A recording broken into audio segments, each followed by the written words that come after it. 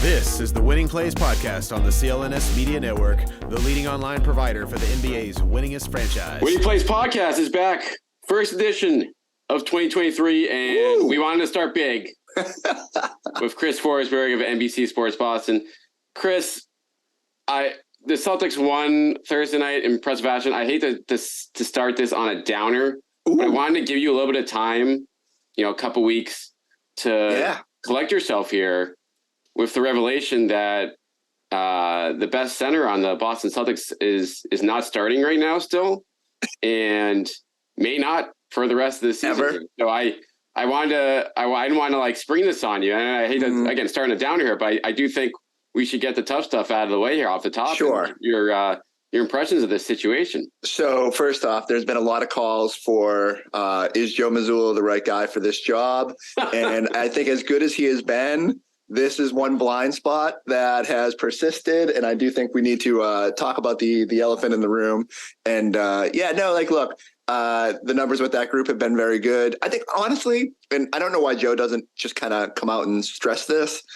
And it really just boils down to if Robb's on this minute restriction, which only Damon Stoudemire evidently will acknowledge, then you can't really start him because it gets a little bit cumbersome. But sometimes I do wonder if Joe is just sort of doing the Brad, where there were moments where Brad was like, I know more about basketball than you do. And as much as you guys think I should be doing this, we're going to stick with what works. So I think they'll eventually get back to it. But sometimes I don't know. Even if they just pick their spots for a little while, I thought it was pretty unacceptable that they trotted out a small ball lineup against Denver and got immediately punished for it. But yet, against Luka and the undersized Mavs, that was fine. Derek White was your best rim protector in that game, so go figure. Yeah, it is. And you bring up a good point in terms of the minute restriction still being there but not referenced. And can we understand why that is?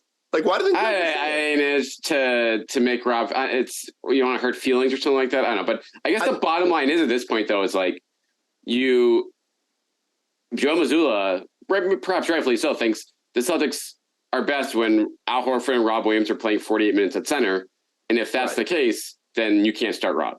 Exactly, and and again, maybe it's as simple as he can come up with a stagger plan that limits how much you got to lean on Grant at the 5 or whatever the case may be, or Luke for a few minutes, but you need Rob to be able to play 30 minutes, and maybe maybe they never get there. I don't know. I don't know how they probably shouldn't during the regular season. Right. And I don't begrudge that. If the ultimate goal is to keep Rob upright, I get it. And that's fine. And then again, the numbers are off the charts with Derek White.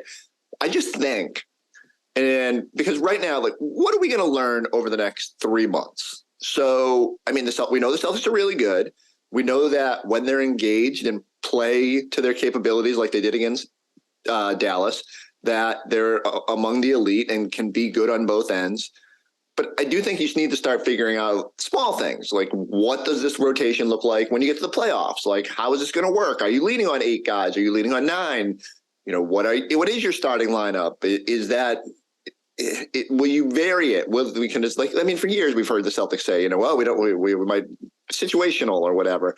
I don't know if that works, but maybe it does. Maybe you have to be flexible like that. Maybe there are Derek White games and Derek White series and Robert Williams series, but I just want to see that group together for more than the 31 minutes or the 31 minutes with him and Al, something even more criminally low with the starters. So I just want to see it.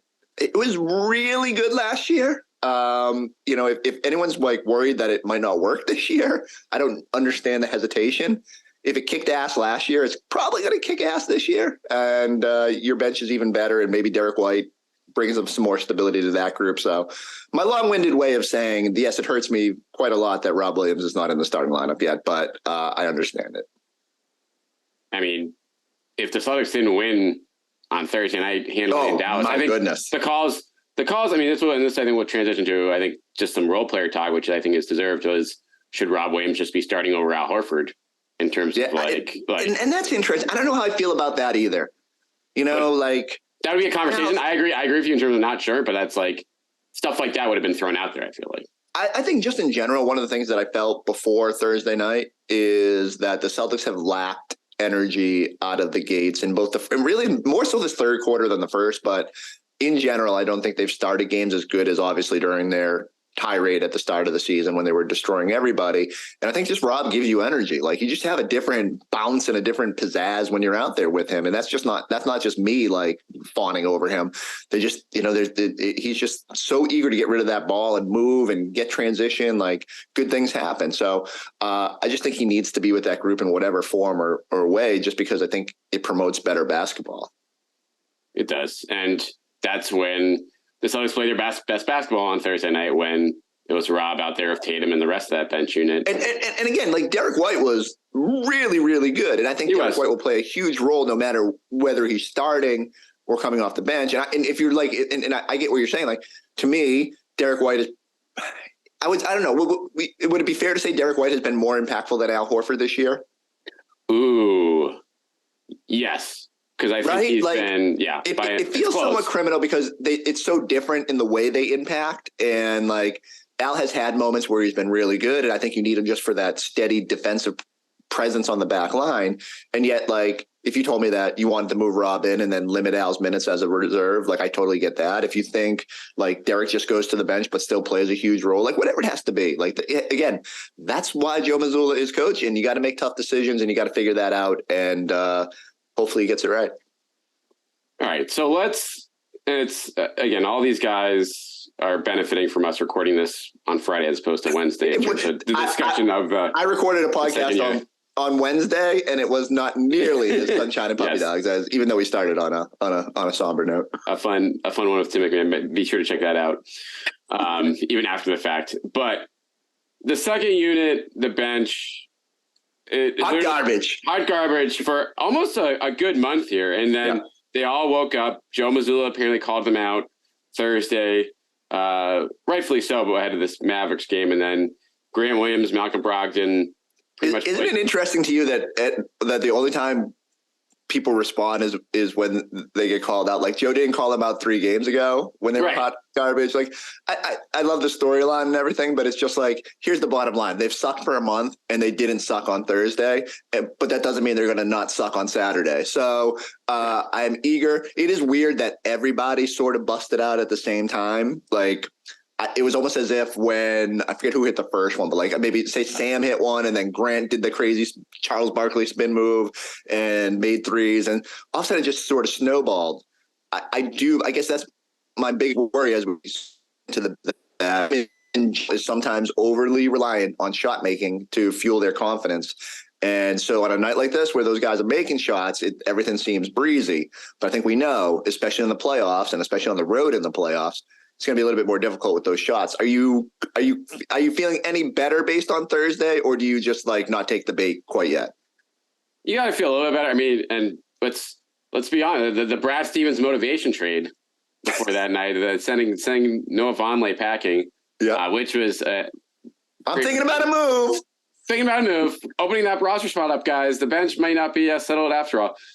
And this is a move that was made primarily for money reasons and obviously for flexibility for the trade down the road. No. My Twitter mentions say it's so Carmelo Anthony. No, it's DeMarcus Cousins is coming in for a workout this week.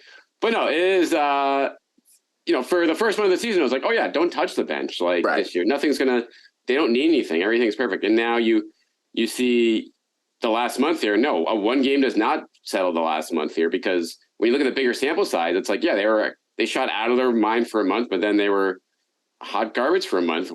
And so you get the meat of that. If it levels off, is that enough? I think no. I think you need to have alternatives in place to. This is spicy. No, I mean, I don't think you need to do anything crazy. Like, you're not taking anything away from the bench. Right. Maybe, perhaps, if the right deal came along, you would obviously entertain moving Pritchard with like a pick in the deal.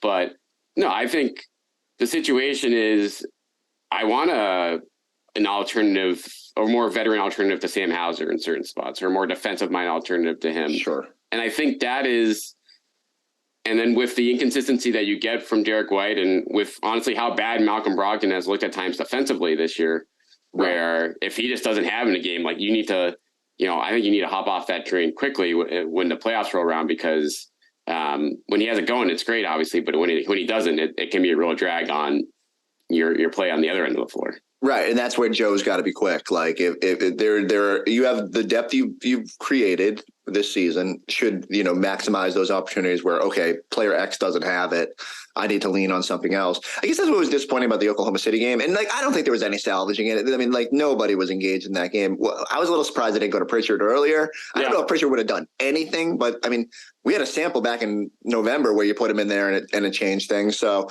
and again, because he went in and scored a bunch of points at the end of that game, it's not like I thought he was going to be a savior. I think Joe realized probably pretty early, none of these guys have it, and we're just going to send a message, hey, yeah, and that's the bigger point. It's just show that it's not acceptable, and put those guys in there and be like, look, if you're just not going to try, we're not going to play you. And I do think you need to be firm in those instances. But so on the bench, I actually thought Eddie House brought up a good point about this, and something I hadn't really thought about, but he was talking about people now, we were talking about how people are grumbling for a move. And he said, one thing you got to be tread kind of cautiously with is just the chemistry of the group, right? Those guys really like each other. And I don't think they're going to necessarily make a big enough move where any of those guys are totally impacted. And, Sam Hauser shouldn't feel angry if they do, because, he hasn't been consistent enough, and he's still got a bright future and all those things. I still think the most likely path is adding a guy through the buyout market, and that doesn't disrupt with chemistry. And although history suggests that those guys rarely, when they're not named PJ Brown, impact winning. So we'll see what happens in that regard. But I just don't know if there's anybody out there at the moment, and again, it's super early, that they can go get that's better than what you've got. But teams get weird at the deadline, and people that I don't think are available.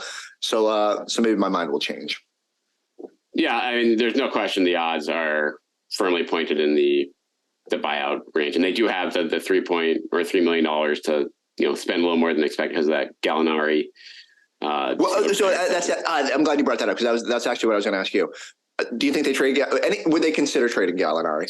So if you're talking about chemistry, I think that's a really big question for Brad Stevens there, because I mean, Gallinari he's been traveling with the team the whole time. It's crazy, which is cool. And, obviously probably helps with his rehab and, makes him feel like he's more part of the team. And he has fans on that bench, clearly. But at the same time, he's not going to contribute to this team. Right. Here. It's just not going to, it's nice that he's making probably they're even if he is ready to give it a go in April or May, it's one thing to give it a go. It's another thing to give it a go in the playoffs. They're not going to find out in the second round of a pivotal game. And so, yeah, I think you have to be. And you have to entertain that stuff, because that is the way you can make a more meaningful impact to this team, the easiest way. And you have how much better is he going to be than Hauser next year? Probably not at all. So it's not like you're risking anything now for the future by moving him. And so, yeah, I think if you can get a notable name that's under contract for a couple years and say, yeah, package Gallinari with one, maybe two picks, and then really get that final guy coming off your bench and I think it almost falls into here, Chris. I don't know what the closing lineup is for this team is right now, because Brogdon with the starters in place of White has been very bad. Bad. Been very, very bad. And so if you look at that can you put your finger on why that is? Because I can't wrap my head around. Yeah, they play a lot of games together, but I feel like they just haven't been good defensively. And because Brogdon. And Brogdon is not nearly as good defensively as he was maybe advertised coming in. And it's hard. I get it. It's different for him here, more switching. He's got to be kind of ready for that. And maybe there's some reintegration, but I just thought with the size and experience that he would be a little bit better on that end. But yeah, I can't quite wrap my head around why that group hasn't been good. Also doesn't box out. Yeah, well, that too. I don't know. So that's a good question. Shouldn't Robb be closing if they get to that point? And so I don't know, because they didn't do a lot last year, right? I think more often than not you'll get Derek with that group, but it's another little wrinkle in how they finish, and I guess. When was the last like close game in the fourth quarter that the Celtics had where they weren't getting their doors blown off or beating someone? I was actually looking I think when Damon Stoudemire was coaching, I want to say, was it the Clippers game? Yes. And so and he actually had a nice little twist there where he stuck with Robb for a while and then brought back Al for the last 90 seconds of the game or 2 minutes of the game when they got close and Al made a nice defensive play and made a shot. So I like that part of it where it's okay, if you're going to use Al, make sure he's fresh when you bring him back. Don't play him the last 8 minutes of the game. And then, but yeah, there's just the fact that we're halfway through the season and there's no clear cut solution there since White, I feel is a trick or treat situation. So yeah, certain nights he's going to be good to close, but if he's not shooting confidently, then that's a net negative. And then it's kind of the same situation with Brogdon right now. So I don't know. Well, I think anytime someone asks me a question, I say it doesn't have an obvious answer. The answer is Rob Williams. So right. So it's so give me crunch time, Lord, because clearly he's the best pick of the bunch. And I guess that's the other thing is from the 10,000 foot view, because we always sort of get so caught up in the day to day. And my biggest question is in general, what is the identity of your team? So I think through these first 38, 39 games, whatever it is, this has been a team that has been a little bit of I hate to use the word finesse, but it feels like when the offense is clicking and things are going well, that's when they have played their best basketball. And it's sort of it looks good and all that. But the identity of last year's team was just, all right, we might be great offensively, but if we're not, we're just going to roll up our sleeves and be awesome on defense and be the number one defense and really take advantage of our switching and make you work and make you get frustrated and win games ugly if you have to. And I don't know if they've done that consistently this year, especially without Robb. And so what are you going to be? When we say last year's team had an identity, gritty, not running from anybody, all those things, what will be the tagline for the 2022-23 Celtics? Is it going to be, hey, we were a historic offense, but defense wasn't as good as last season? Maybe that's fine. But I almost prefer, knowing the way playoff basketball unfolds, that they get back to being a little bit more like last year. And again, I think that's inexplicable. It's tied to Robb. It's just if you're going to be a really good defense, it probably starts with finding a way to maximize him, whether that's at the start of games, the end of games, or cobbling it together along the way. Yeah, and I feel maybe the game in Dallas last night defensively was the first time they kind of showed both sides of that in one game. Where it was they weren't hitting shots early, but the defense was there, the quality of shots was there, and then obviously things got rolling in the second half. And they still kept Luka on lockdown. And the Mavs shot like crap that game, but I think the defense was really good. Definitely. Same deal. I think whatever cleaning the glass, it was the fourth percentile of effective field goal percentage for the Mavericks. Just a criminally bad game. And the Celtics didn't generate a lot of steals in the first half. They weren't turning them over. It's just they dug in and consistently did it. And I can just the way they were giving up second chance points and points off free throws in Oklahoma City was embarrassing. And then, last night you showed a little bit better, but you got to do it. You got to do it on Saturday going up against a team that isn't as good, especially when you got the Josh Richardson revenge game, the Romeo revenge game, and now potentially the Noah Vonleh revenge game if he gets down there in time. So 3 different revenge possibilities scares the hell out of me with the Celtics team. They're going to start him and then waive him immediately in the game as a play. All right, let's wrap up quickly here. Any other big? We talked about Robb. Do you have any other closing thoughts on the big Vonleh trade? Do we have any other? I'm trying to think what else I'm hot on. You said that Derek White was inconsistent, and that kind of got my antenna up. Are you offensively inconsistent? Yeah, okay, no, that's fair. He's got a plus 11.6 net rating, I think. Good things happen when Derek White is out there. No, that's fair. When you're talking about the role players, he's probably as consistent among that group as anyone outside of Smart at this point. But it feels in the past, month plus. He had that 6 or 7 game stretch where he couldn't hit anything before the haircut. So it's I just think so more haircuts. Yeah, if you want weekly haircuts, you're fine. It is fascinating, though. Do you feel Is Justin Jackson going to make the cut through this weekend? That's another little wild card. So again, if I felt like you needed some sort of 3-for-1 trade, I would be pondering whether it would be beneficial to have 2 open roster spots for a guy who doesn't play.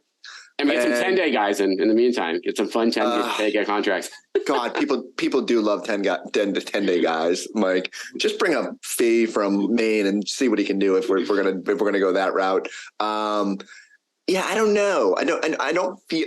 If put it this way, if I was GM Brad, I wouldn't feel like an overwhelming urge to open another spot. If they're going to make a trade, it's probably going to involve Gallo or Pritchard. And I don't see necessarily you bringing back multiple bodies. Like you're probably hunting one dude to fill out the bench. And at that point, you're probably still at 14 guys. So I think maybe he survives. Like, you know, I mean, look at the end of last year's roster, man. Like we had dudes just playing air guitar on the bench and earning roles. So they're still in a much better position than they were last year. And now someone's going to slant that as I was slandering Malik Fitz. I actually thought like that's important. Like I think you need guys that are engaged. And I think, you know, again, Justin Jackson has a good relationship with these guys now. And it's perfectly fine if you ride it out with him. And, you know, you're probably not going to have to break glass in terms of emergency there. So, I don't think it's the worst thing if you just go forward with it. But the one thing that does come into play is money.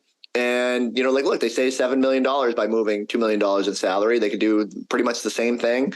I'd have to look at the tax levels. I don't think they're going to dip below that $20 to $25 million bracket of escalators. So, you know, probably not the end of the world if you don't make any other moves. Like you're not saving yourself going from 3 times the penalty to 3.5 times the penalty or whatever the crazy number is. So yeah, another long-winded way of saying, and I did not expect to spend 90 seconds on Justin Jackson here today. But yeah, I would say probably less of a priority now that you've made your move. But you do still have at least another $1.5 million you could send someone to pay for his salary. So you know. You just got to find. Maybe the Spurs just keep taking on guys, and they become Celtics South. That pipeline is open after that opened up. Popping Brad just like on speed dial at this point. Wancho, yep. What is it, like 3 or 4 trades now? 3 or 4. Yep, 3. Definitely at least 3 right now. I'm trying to think what else. I'm hard on with this team. I'm thankful to do a podcast where we did not talk about MVP at any point, which is a nice thing.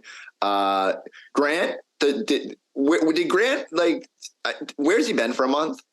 Yeah, that was pretty good timing for him to wake up and that his holding out in that extension wasn't looking great for the last month. But it's good you need a reminder that he has that in him.